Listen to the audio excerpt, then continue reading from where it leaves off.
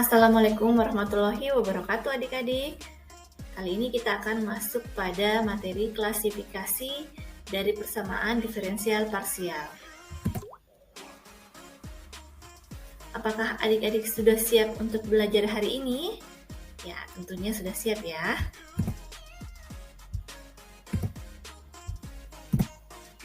Oke, persamaan diferensial parsial dapat diklasifikasikan ke dalam banyak kelas. Klasifikasi persamaan diferensial parsial menjadi penting disebabkan oleh banyaknya metode yang hanya dapat diterapkan pada kelas tertentu saja. Nah, persamaan diferensial parsial dapat diklasifikasikan sebagai berikut. Yang pertama adalah dilihat dari ordonya. Ya, sebagai contoh, UT sama dengan UXX. Jadi turunan U terhadap T itu adalah turunan U terhadap X sebanyak 2 kali. Jadi PDP tersebut adalah PDP ordo 2. Lain halnya UT sama dengan UX. Nah, PDP ini adalah berordo 1 karena turunan tertingginya adalah 1. Oke, setelah Ibu memberikan contoh tadi, silahkan adik-adik menebak ya. Berapakah ordo dari persamaan ini? UT sama dengan UXXX ditambah dengan cos X. Oke, Ibu kasih waktu 3, 2, 1. Ya, jadi jawabannya adalah PDP tersebut berordo 3 ya.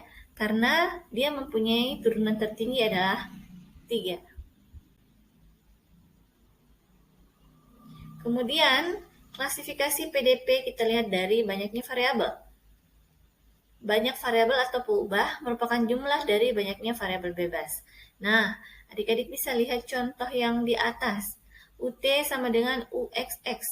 Di sini kita melihat ada 2 variabel bebas. U adalah variabel terikat, T dan X adalah variabel bebas. Nah, di sini kita hitung variabel bebasnya adalah 2.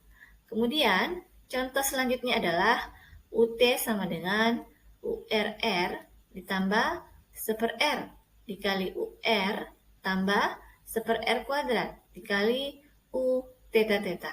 Nah, ini adalah PDP 3 variabel. 3 variabel bebas tentunya, yaitu T, R, dan theta.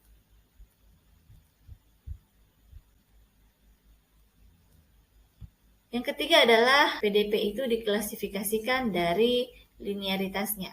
Linearitas di sini memberikan klasifikasi atas linear dan non-linear. Ya, contoh yang pertama adalah UTT sama dengan E pangkat minus T dikali UXX. Nah, ini adalah PDP linear. Kenapa?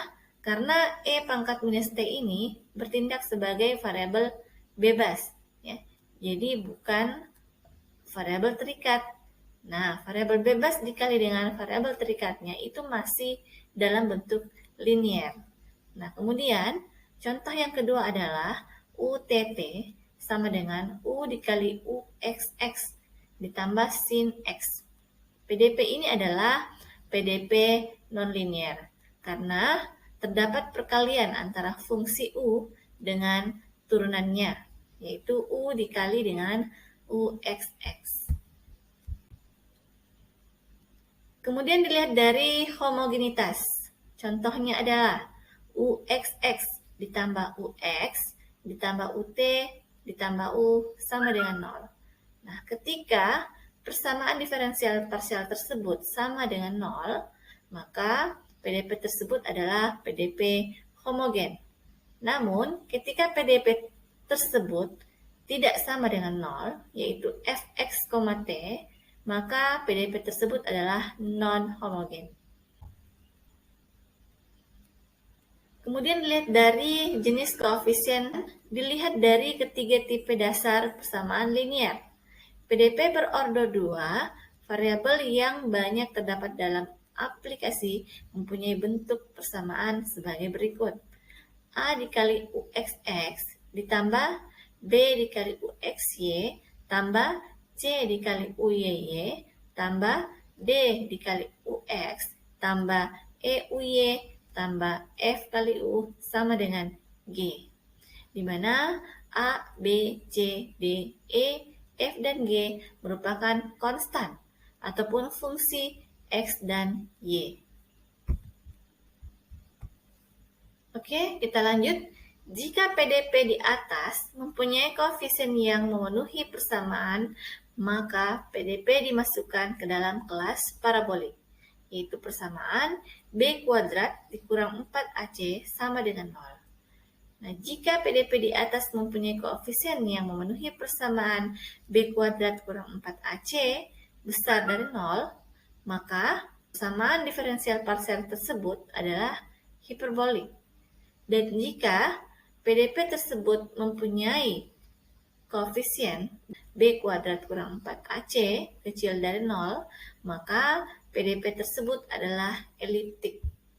Baik adik-adik, sekarang kita masuk pada contoh.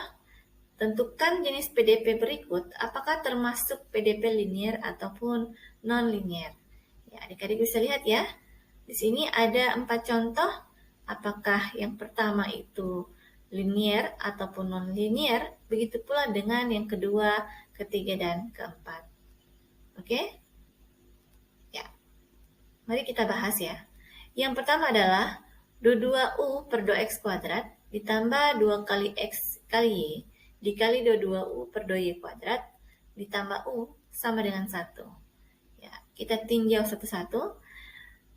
Suku pertama adalah turunan, ya, turunan yang linear, yang berordo 2. Kemudian ditambah dengan 2 kali x kali y. Nah, x dan y di sini adalah bertindak sebagai variabel bebas. Kemudian dikali dengan do2u per do y kuadrat yang merupakan turunan dari fungsi dependen, maka ini masih termasuk linear. Kemudian ditambah dengan u sama dengan 1. Kesimpulannya adalah yang pertama adalah PDP yang linear. Kemudian yang kedua, do 3u per do x kuadrat do y tambah x kali do 2u per do y kuadrat tambah 8u sama dengan 5y. Nah, ini PDP masih merupakan PDP linear. Walaupun di sini ada D3, tapi dia bertindak sebagai turunan, bukan pangkat ya. Jadi dia bertindak sebagai turunan dan bukan pangkat. Kemudian, terdapat perkalian antara variabel bebas dan variabel terikat. Nah, di sini kita melihat bahwa perkalian antara variabel bebas dan terikat itu masih bertindak sebagai fungsi linear. Jadi kesimpulannya adalah, contoh kedua adalah persamaan diferensial parsial yang linear. Lain halnya dengan yang ketiga. Yang ketiga, terdapat turunan fungsi, ya, turunan fungsi yang dipangkatkan dengan 3. Sehingga ini yang menandakan persamaan diferensial parsial yang ketiga adalah persamaan diferensial parsial yang non-linear. Yang keempat, terdapat perkalian antara fungsi u dengan turunannya, yaitu u dikali do u per do y, maka persamaan yang keempat ini adalah PDP yang non-linear. Saya kira bisa ya adik-adik? Baik. Untuk pertemuan kali ini atau video pembelajaran kali ini saya cukupkan sampai di sini. Ibu ucapkan terima kasih. Wassalamualaikum warahmatullahi wabarakatuh.